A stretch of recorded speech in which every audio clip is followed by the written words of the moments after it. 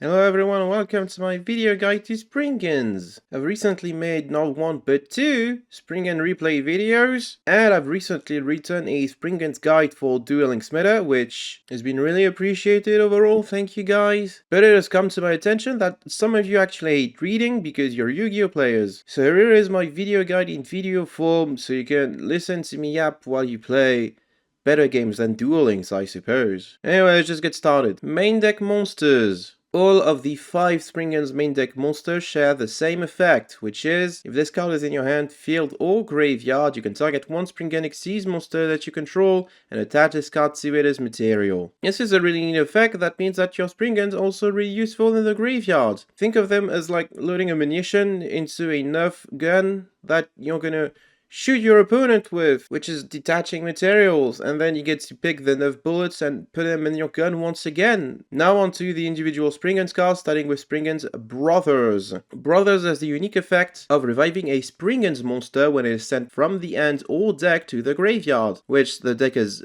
many ways of doing. It is one of our most important combo piece. It's a really neat card. I like it a lot. I think you should run 3 of this guy at any given moment. And hey, in Brothers at Work you can see some more Springans monster, the first of which is Springans Rocky, which is also a level 4 and has the following effect. On summon you get to retrieve a Springans or Great Sand Sea Golgonda, I'm just gonna call it Golgonda for the rest of this video, which gives the deck some pretty good recursion. This is one of most important extenders, a really good revive target for some of your cards. Whether or not you're playing 2 or 3 of this guy depends on your deck size. I'm gonna talk more about that throughout the course of this video. Springans Pedo is another level 4. This one can attribute itself in order to revive any Springans monster from your graveyard, which is neat. It's a decent card. You don't really get to use it for your turn 1 combos.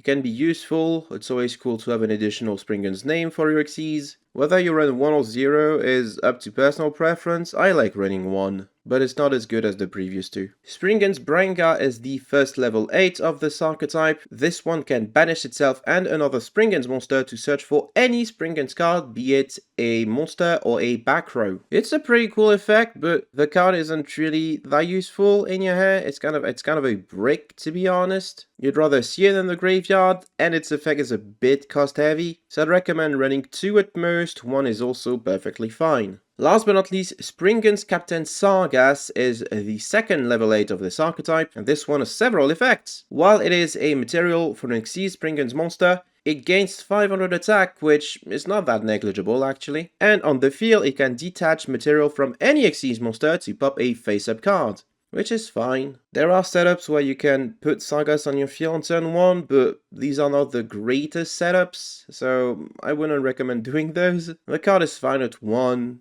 You know, you put it in your graveyard, you get to attach it to a Springan Xyz to boost it. That's good enough. Supreme Sovereign Serpent of Golgonda has a lot of text on it, but don't bother reading it. We literally can't summon it under our scale, because it is not a Springans monster by name, which is a shame. Don't play this one. However, what we can summon is Fallen of Albaz, a level 4 Dark Dragon monster that on summon can super poly. It takes one of your opponent's monster and you fuse it with the Fallen of Albaz, provided of course that you have the appropriate fusion monsters in your extra deck. It is a very important disruption piece for the archetype, although unlike super poly, your opponent can actually respond to this, so keep that in mind. Albaz is a 3-up in this deck. It is just too important to pass, and it has incredible synergy with our skill as well. Spells and traps. First and foremost is the archetypal field spell, Great Sand Sea Golgonda. I said I was going to call it Golgonda. It's Golgonda, everyone. This one has a lot of text on it. Let's read it together. The most important effect is that you can discard a Springans card in order to summon a Springan Xyz monster from your extra deck. It is not treated as having been properly summoned, so you can't like revive it later down the line if it is sent to the graveyard, so keep that in mind. Also, this effect only works if you control no Springan Xyz monsters, so that's also something that we have to keep in mind. It also gives your Springan Xyz 1000 attack, which they start at pretty low attack values. That's a welcome effect. And last but not least, if an Xyz monster leaves the field by card effect, including their own, you get to target a monster your opponent controls, and that monster can attack this turn. This is the most important card in the deck, and I'm not kidding. Despite what I've just said,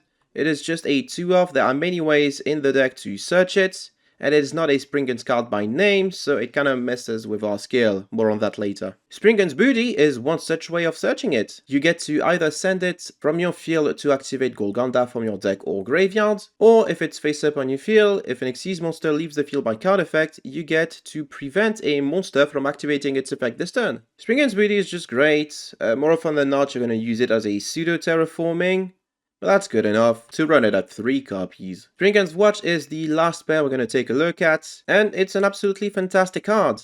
It either searches for our field spell, or if we already control the field spell, you get to search for any Springans monster and then foolish any Springans monster as well. This card is incredible, but it is unfortunately a UR, which means that it is not the most accessible card out there. It's fine to run only 1 copy, because you can set it up super easily with your skills, so don't worry about that.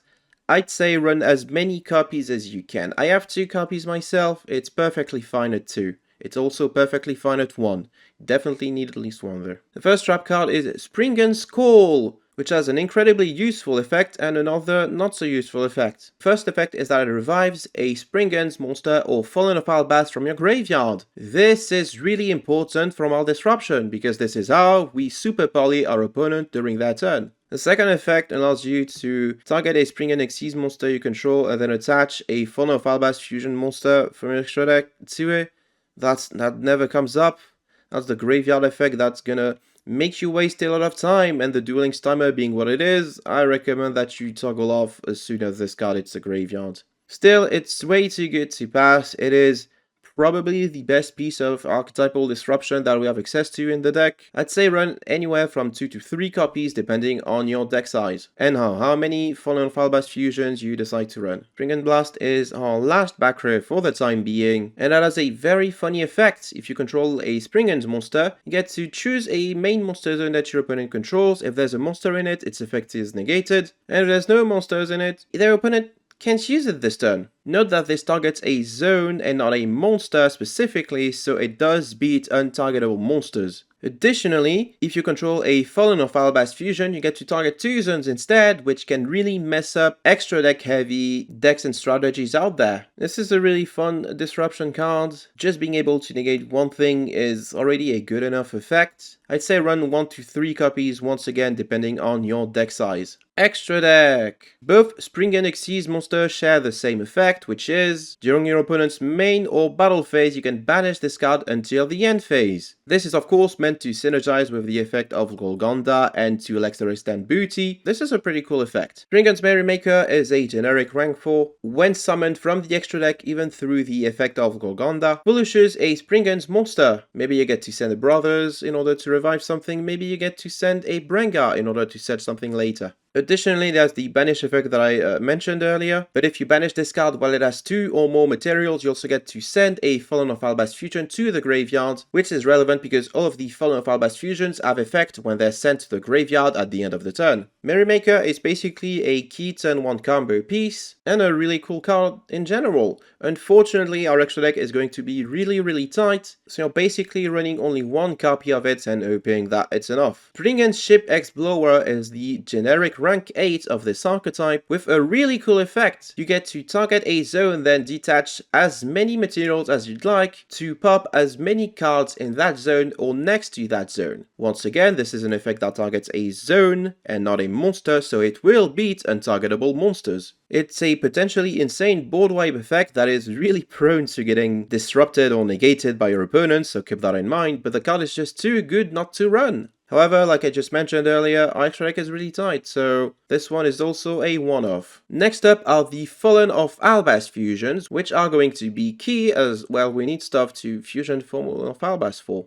All of them share the following effect. During the end phase, if this card is in the graveyard because it was sent there this turn, you can add to your hand or special summon 1 Fallen of Albaz or an archetypal card. The archetype depends on the fusion monster that you sent. Titaniclad the Ash Dragon, or as I like to call it, Bastard, is a fusion monster that requires Fallen of Albaz and any monster with 2500 or more attack. On summon, it gains a bunch of attack depending on the levels of the monsters used to summon it, and then it makes itself immune to the effect of extra deck monsters for the turn. During the end phase, its search effect allows it to search or summon a Dogmatica card, which is a decent engine to run alongside your Springans. Not necessary, I'm going to talk about that later, but it gives Titaniclad some additional potential. It's basically our best fusion disruption. It can grow really big, which can be an issue for some of our opponents, and it looks cool as hell. Run 1 to 2 copy of this card depending on your extra deck size. Putting the Iron Dash Dragon is our second fusion target, using Fallen of Albaz and an effect monster special summoned this turn. Its effect allows it to change colors, then pop all face-up cards in its new color, which is kinda cute. And in the end phase, this one gets to search or special summon a Springans monster, which is why it's the one that has the best synergy with the archetype, because we are in fact playing Springans. It is kind of harder to make good use of. You can special summoning during your opponent's turn, but then it doesn't grow as big as Titaniclad. But despite this, it is also an incredible card to send to the graveyard with Merrymaker, for instance. So I'd say it's still a comfortable 1 to 2 off, once again, depending on your extra deck size. And last but not least, I have to talk about Brigand the Glory Dragon, which requires Fallen of Albaz and a level 8 or higher monster. This one can be destroyed by battle and also protects the rest of your board from being targeted with monster effects, which is fine. In the end phase, it can search or summon a Tri-Brigade, which we can summon those because of our skills, so it's gonna have to be Fallen of Albaz. Alright, you get it, this one is the one that has the least synergy with the archetype, but it can be a niche option against some really rogue matchups. I'm thinking Time Lords, for instance. And it can serve as a budget alternative for Titaniclad if you don't have yet access to it, so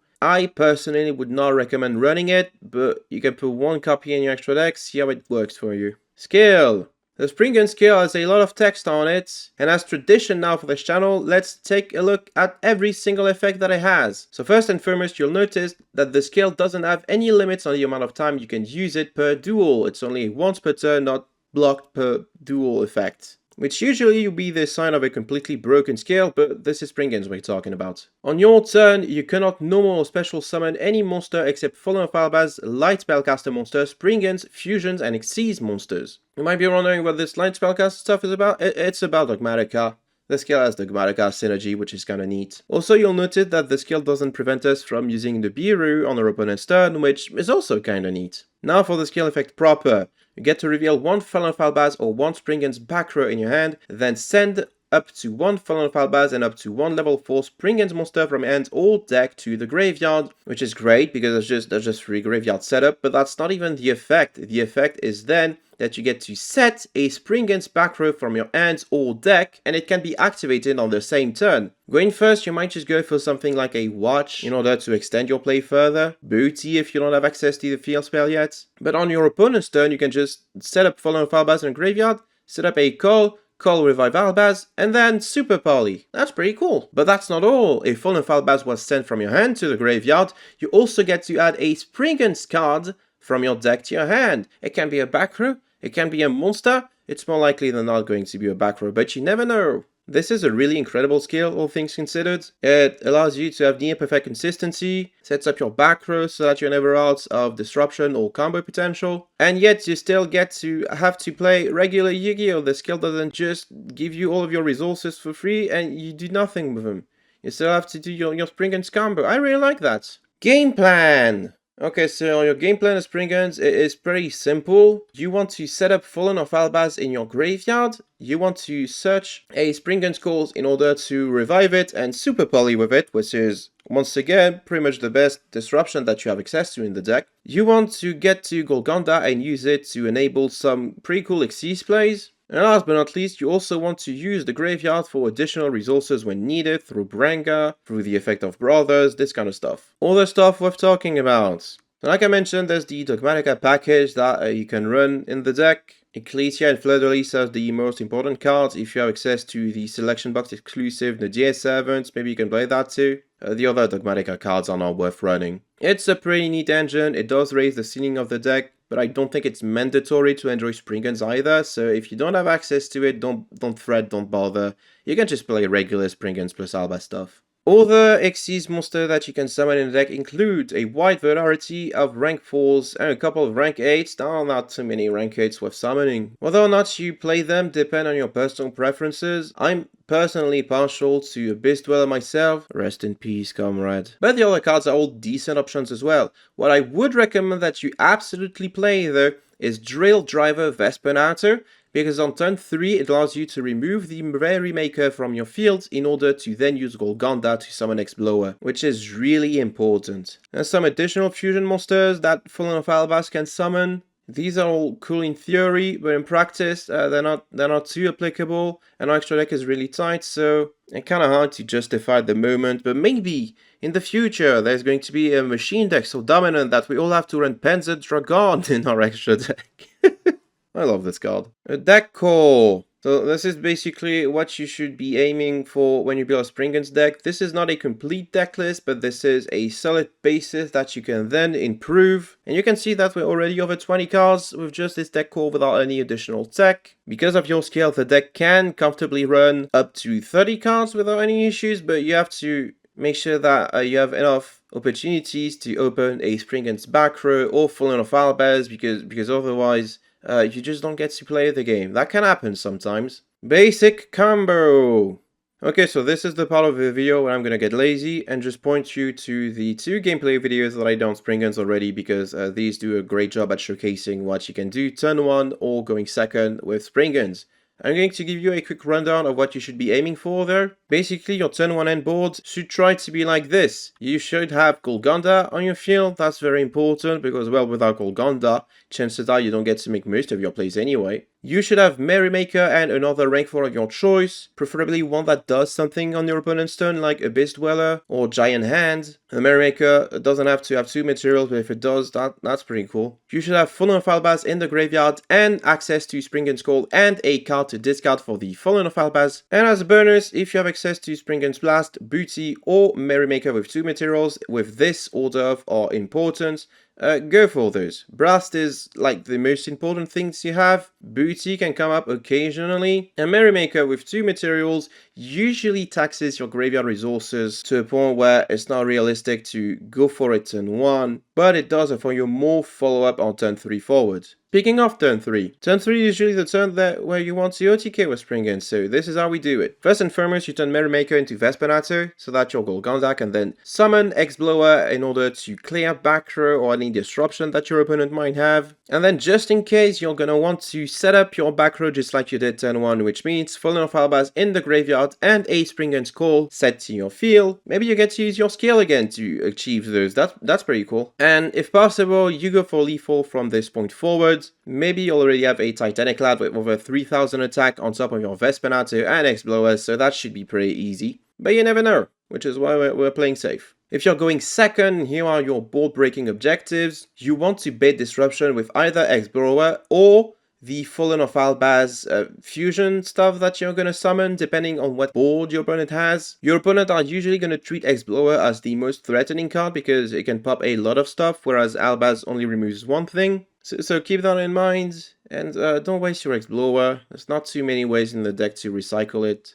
There's Rocky, and that's pretty much it. Next up, you're going to want to make another rank 4, depending on situation. Castel is really good to remove stuff on your opponent's board. Maybe you go for Exciter Knight before you commit to any other plays. I can respect that. And once again, most importantly, you're going to want to set up your back row like it's turn 1, which is to say, Fallen of Albas in the graveyard, call on your field. Maybe you're going to be able to kill your opponent this turn, but maybe not. This is why we're doing this. Strengths and weaknesses of the deck. First and foremost, it's a pretty consistent deck to be playing, so as long as you have access to your skill, which, once again, depend on your deck building choices, but when you do, you basically get to set up the same turn 1 combo pretty much every game, which is absolutely insane to think about. The deck has also had access to disruption that can be difficult to interact with. Fallen of Albas is a light super polymerization, and Springans Blast is an absolute blast to make use of. Locking a zone for your opponent can be really difficult if they're playing a really huge combo deck, which keep that in mind. And last but not least, there's what I like to call the rogue factor.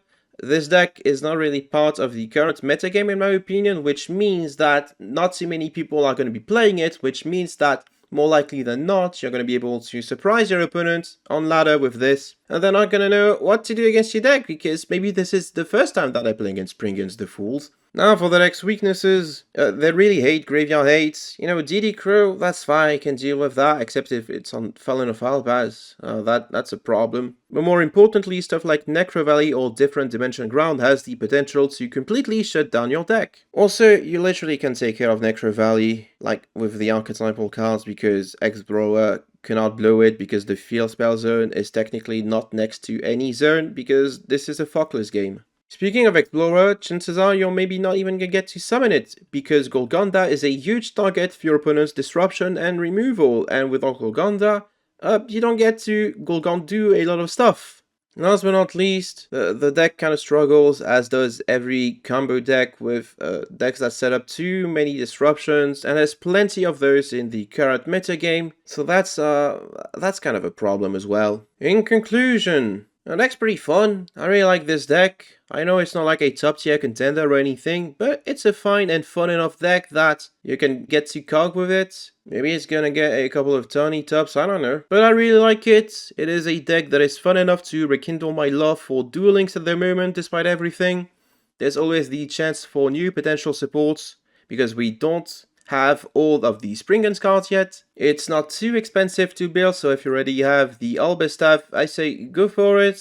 You're probably gonna get enough cards to build better decks in the way anyway. And yeah, it's a really fun deck that I've been loving ever since it came out in the TCG, and I'll continue to represent for as long as I can. And that's it for the video. Thank you all for watching. I hope that you enjoyed it. If you did, make sure to like this video, comment something nice about the Springans, and then subscribe if you haven't already. If you'd like to support me financially, the link to my Ko-fi is in the video description, where you can make a one-time donation or a monthly pledge. I would like to thank my Ko-fi donators in the form of Dinger, Stylish Boy Zero, Jimmy, Zinnia, Yannick, Sile, Mark Lu, Fortuner16, The Abyssacta Guru, Old Price, and Exorcist. Thank you all for the support. And hey, happy Easter in advance. Easter is coming.